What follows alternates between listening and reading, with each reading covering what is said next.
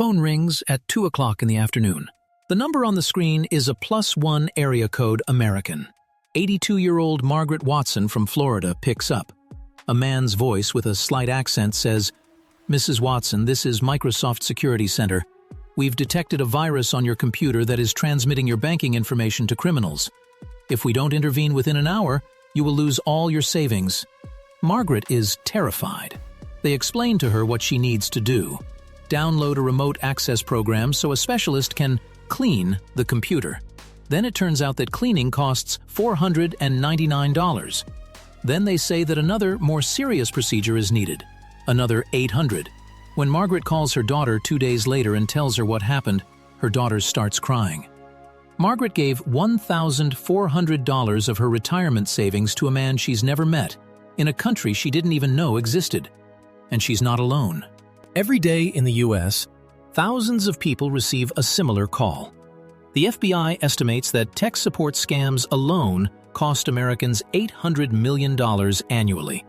The entire phone fraud industry is worth $50 billion annually. Somewhere in Noida, Kolkata, or Ahmedabad, right now, a 20-year-old with a headset on is sitting in a small office calling the next Margaret. This story is about how we got to this point, and about one decision made in the early 2000s that changed the structure of crime on the planet. It doesn't all start with malice. It all starts with globalization and outsourcing. The late 1990s and early 2000s. The tech boom. Y2K. American corporations discover that an educated Indian specialist who speaks English is 15 to 20 times cheaper than an American employee, delivering the same quality of work. The era of BPO, business process outsourcing, is dawning. Call centers.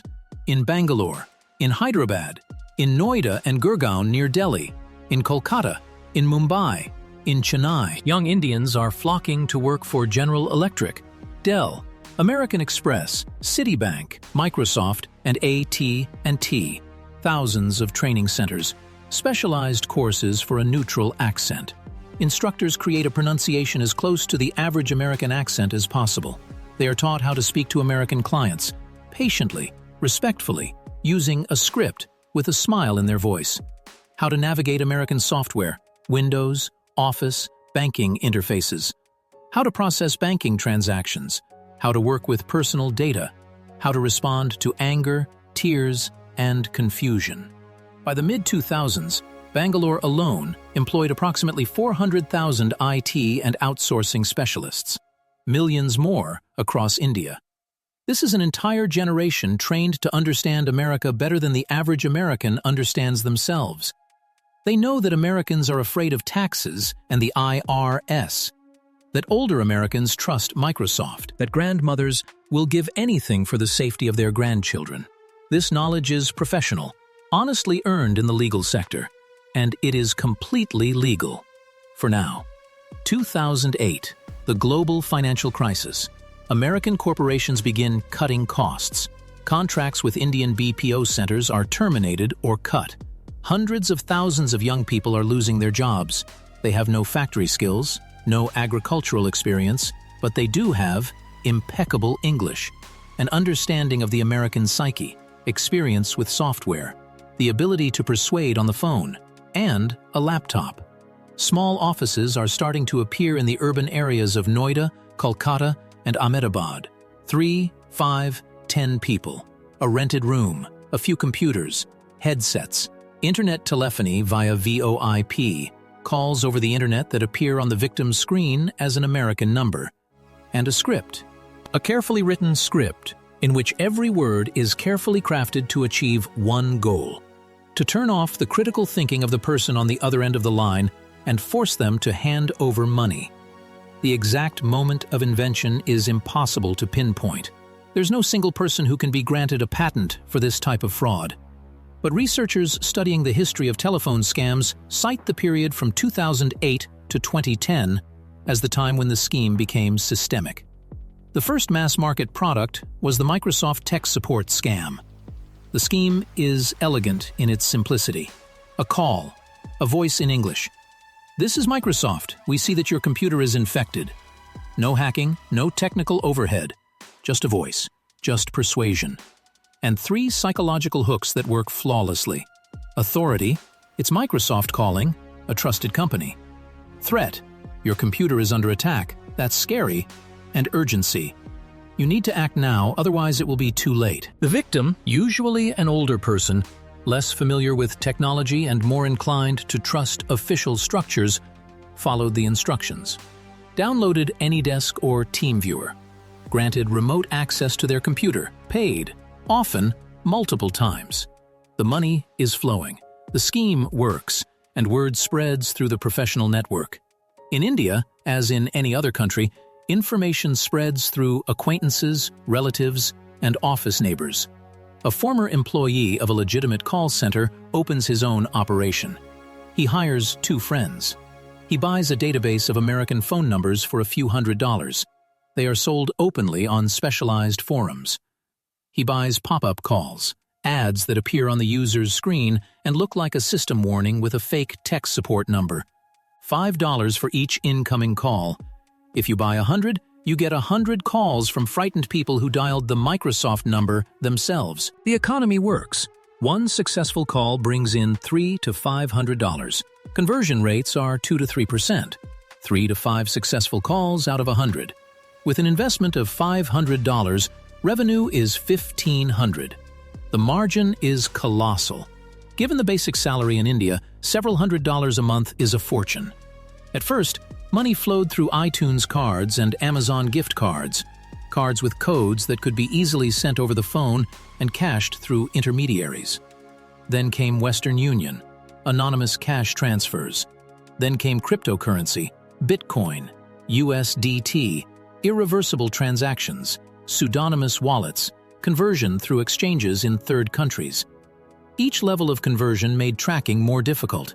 By 2024, the FBI estimated that a significant portion of the scam industry's revenue flowed through cryptocurrency, precisely because a bank transfer could be frozen, while a crypto transaction could not. By 2012 to 2014, the industry was no longer a small side hustle. It was a parallel economy. By that time, hundreds of bogus call centers of varying sizes were operating in the Noida-Gurgaon area alone. They ranged from 2 people in a rented apartment to organizations with 50 to 100 employees, their own HR departments, and a training system for new specialists. There was an ecosystem of suppliers, database vendors, developers of malicious pop-up ads, providers of VoIP numbers with US identification, lawyers specializing in minimizing the consequences for detainees, money conversion systems, first iTunes cards and Amazon gift cards. They were asked to buy victims, calling it a secure transfer method. Then Western Union, then cryptocurrency. A full-fledged criminal industry with its own specialization, its own labor market, and its own culture. Scripts evolve. Microsoft gets boring. They add Apple, Google, HP, Dell. Then a whole new genre, IRS scam. The U.S. Internal Revenue Service. A voice calls and says, "This is an IRS agent. You have a tax debt in your name. If it's not paid within an hour, an arrest warrant will be issued for you." This hook works differently. It's not technological fear here. It's legal fear, arrest, jail. It's more powerful. Victims pay more, sometimes tens of thousands of dollars. Then, the Social Security scam. A Social Security Administration employee calls and says the victim's Social Security number has been used in a money laundering and human trafficking scheme. The victim needs to protect their funds, transfer them to a secure government account, which is actually located in Mumbai. Then, the grandparent scam.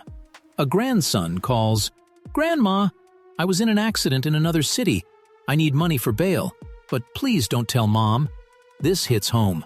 The maternal instinct, the fear for the child, the desire to protect the family. Some victims gave tens of thousands of dollars without telling anyone, just as they were asked. The anatomy of a perfect call. It has been studied in academic papers and investigative journalism. Montgomery County, Maryland detective Jeremy Capello spent several years investigating Indian call centers. He described the mechanics this way. It's always something terrifying, something that makes a person's legs buckle. Then they transfer someone else, presumably from the FBI or DEA. and your antennae go down because you think you're talking to a trusted government official. Double translation is key. The first voice creates panic. The second voice, the authority, acts as a savior. And the imperative, tell no one. This is an investigation. If you tell anyone, we can't protect you.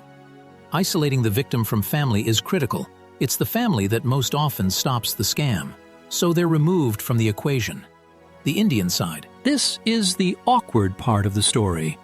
Awkward because it undermines the simple villain and victim narrative. Most of the workers at these call centers aren't professional criminals in the classic sense. They're young men in their 20s and 20s from ordinary middle-class urban families. They've graduated from university or college, often in fields not in demand on the job market. IT, English literature, commerce. They can't find legitimate, adequately paid work in an economy that produces millions of graduates a year but doesn't create enough jobs for them. An acquaintance, a classmate, a cousin, a neighbor, offers a call center job. The salary is 3 to 4 times higher than the market rate. An office, a computer, standardized working hours. At first, many don't understand the full scope of what they're doing. The script says tech support, but the reality is different. By the time they understand, they've integrated into the system.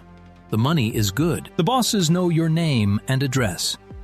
Social pressure is intense. Leaving means losing income, often making enemies, and, in the worst case, facing threats. According to testimony from those arrested during FBI and Indian CBI operations in 2018 to 25, many employees said the same thing. I knew it was bad, but I didn't know how to get out. Among those arrested during the CBI operation in May 2025 were young men aged 22 to 24 with university degrees. They didn't plan to become fraudsters. They were drawn there by structural economic forces, the same ones that brought millions of honest people to legitimate call centers 20 years earlier. Operation Chakra. Since 2016, India's Central Bureau of Investigation, CBI, in conjunction with the FBI, Interpol, Microsoft, and Amazon, has been conducting a series of operations against scam centers. In November 2018, raids were conducted at 16 locations in Noida and Gurgaon, resulting in 39 arrests. Microsoft reported that these 16 locations alone had received over 7,000 complaints from victims in 15 countries. In 2023, raids were conducted at 76 locations across the country, following a joint appeal by Amazon and Microsoft. In May 2025, Operation Chakra 5 was launched. 19 locations in Delhi, Haryana, and Uttar Pradesh, 6 arrests were made, and 2 call centers were shut down. This time, the victims were Japanese citizens. Fraudsters are diversifying geographically. Americans and British citizens have become more knowledgeable, and younger audiences are less vulnerable. Now the focus is shifting to Japan, Australia, Canada, and German-speaking countries. New victims, new scripts in new languages. After every raid, there are several arrests. Several call centers are closed. The rest have moved, changed addresses, changed VoIP providers, hired new people. A week later, they're back up and running. The Indian government has repeatedly stated that it's taking the problem seriously. But the structural problem remains. It's difficult to hold operators accountable when the victims are in another country. The money is transferred via cryptocurrency. The operators are constantly changing addresses, and every criminal case requires formal requests for legal assistance between sovereign states, which take months to process. Fraudsters adapt in days. The justice system takes years. This isn't a problem specific to India. It's a structural problem of global cybercrime. India was the first large-scale example, but the same pattern has been replicated in Nigeria, Cambodia, the Philippines, and Myanmar. In places where there are educated young people who speak English and where the formal economy doesn't provide them with sufficient opportunities. Here's the bottom line. One skill, the ability to speak English convincingly from a script with an understanding of the American psyche, was legally honed by the global economy for 2 decades. Then, the global economy eliminated jobs. The skill remained.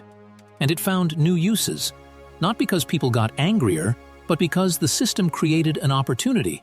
and enough people found themselves in a desperate enough situation to take advantage of it. $50 billion a year. Margaret Watson from Florida and hundreds of thousands like her, all over the world, in the US, UK, Japan, Australia, Germany. The FBI records. Americans over 60 lose more from phone scams than from any other type of crime. Every day, 7 days a week. Because sitting in an office with a headset on his head is a man who has received the best training in the world in working with American clients. In the legal sector, paid for by an American corporation. And now he applies it differently. The script is the same. The accent is the same. The understanding of fears and weaknesses is the same. One thing has changed: the purpose of the call. Now, no help. Now, take.